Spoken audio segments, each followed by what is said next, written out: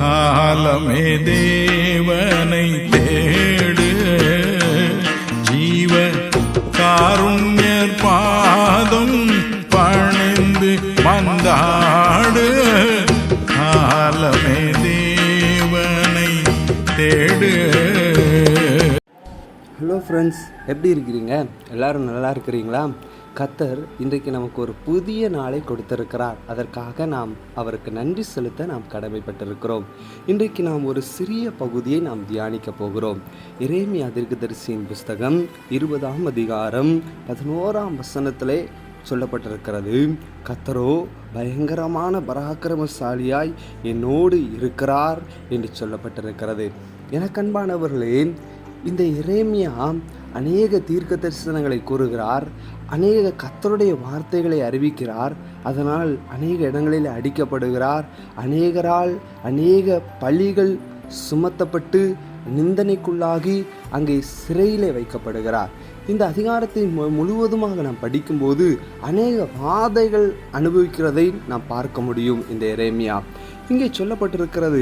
இந்த எரேமியா எப்படிப்பட்ட நேரத்திலே இந்த வசனத்தை சொல்லுகிறார் என்றால், இந்த வார்த்தையை கூறுகிறார் என்றால், இங்கே 10ஆம் வசனத்திலே நாம் படிக்கும்போது அங்கே சொல்லப்பட்டிருக்கிறது, என்னோடே சமாதானமாக இருந்த அனைவரும் நான் தவறி விழும்படி காத்திருந்து ஒருவேளை இணங்குவான், அப்பொழுது அவனை மேற்கொண்டு அவனில் குரோதம் தீர்த்து கொள்வோம் என்கிறார்கள் என்று சொல்லப்பட்டிருக்கிறது. எனக்கு அன்பானவர்களே, பிரச்சனை வெளியிலிருந்தல்ல, அவனோடு கூட சமாதானமாக இருந்தவர்கள் எப்பயா இவன் விழுவான், எப்போண்டா இவன் மேலே பழி சுமத்தலாம், எப்போண்டா இவனுக்கு நல்ல ஒரு பாடத்தை கற்பிக்கலாம், எப்போண்டா இவனை மேற்கொள்ளலாம், எப்போ இவனை அசிங்கப்படுத்தலாம் நிறைய பேர் முன்னாடி, எப்படி இவன் மட்டும் இப்படி இருக்கிறானே என்று சொல்லி நம்மோடு கூட இருக்கிற அநேக பேர் நம்ம சிந்தித்து கொண்டு இருக்கிறாங்க. அதே போல் இங்கே எரேமியாவுக்கும் அதே சூழ்நிலை தான். இன்றைக்கு நாமும் அதே போல் ஒரு சூழ்நிலையிலே இருந்து கொண்டிருக்கலாம், அல்லது இந்த சூழ்நிலையை நாம் அநேக நேரத்தில் நாம் எதிர்கொண்டு இருந்திருக்கலாம்.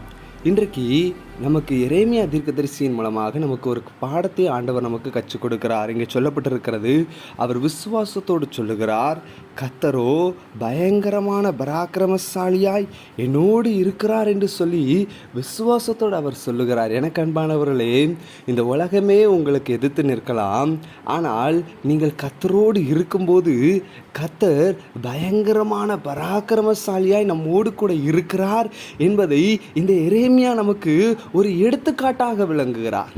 எனக்கு அன்பானவர்களே, இன்றைக்கு நாம் அதை விசுவாசிக்க வேண்டும். ஐயோ, என்னை இப்படி பண்ணிட்டாங்களே, நேற்று வரைக்கும் நல்லா தானே இருந்தாங்க, இன்றைக்கு எனக்கு எதிராகவே எழும்பி நிற்கிறாங்களே, நான் என்ன செஞ்சேன், நான் தப்பே செய்யலை என்று சொல்லி நீங்கள் சொல்லிக்கிட்டு இருக்கலாம். ஆனால் இன்றைக்கு எல்லாவற்றிற்கும் ஒரு முடிவை இங்கே இந்த வசனத்திலிருந்து நாம் படிக்க முடியும். எப்பொழுதும் நம்ம இந்த மாதிரி சூழ்நிலையை நாம் சந்திக்கும் போது நம்ம மனசில் இருக்கிற ஒரே ஒரு வார்த்தை என்ன சொல்லணும்னா, கர்த்தர் என்னோடு கூட இருக்கிறார், அவர் பயங்கரமான பராக்கிரமசாலியாக என்னோடு கூட இருக்கிறார் என்று சொல்லி நாம் விசுவாசத்தோடு நாம் அறிக்கை ஜெபம் செய்யும்போது கர்த்தர் நம்மை மெய்யாகவே விடுதலையாக்க வல்லமை உள்ளவராக இருக்கிறார். எனக்கு அன்பானவர்களே, கர்த்தர் எப்பொழுது நம்மோடு கூட இருப்பார்? வேதத்தில் நாம் படிக்கும்போது பரிசுத்தத்தோடு வாழ்ந்த அநேக பக்தர்கள் மத்தியிலே கர்த்தர் அசைவாடினதை நாம் பார்க்க முடியும். யோசேப்பை எடுத்துக்கொள்ளலாம், இன்னும் அநேக நண்பர்களை நாம் எடுத்துக்கொள்ள முடியும், அநேக எடுத்துக்காட்டுகளை நாம் கூற முடியும். அதே போல தான் நாமும் கர்த்தருக்கு பிரியமானபடி நடந்து கர்த்தருக்கு பிரியமுள்ள வாழ்க்கை வாழ்ந்து நாம் வாழும்போது கர்த்தர் நமக்கு உதவி செய்ய பயங்கரமான பராக்கிரமசாலியாய் நம்மோடு கூட இருக்க வல்லவராய் இருக்கிறார். கர்த்தர் தாமே இந்த வார்த்தைகளை நம்மையும் ஆசீர்வதிப்பாராக. ஆமென்.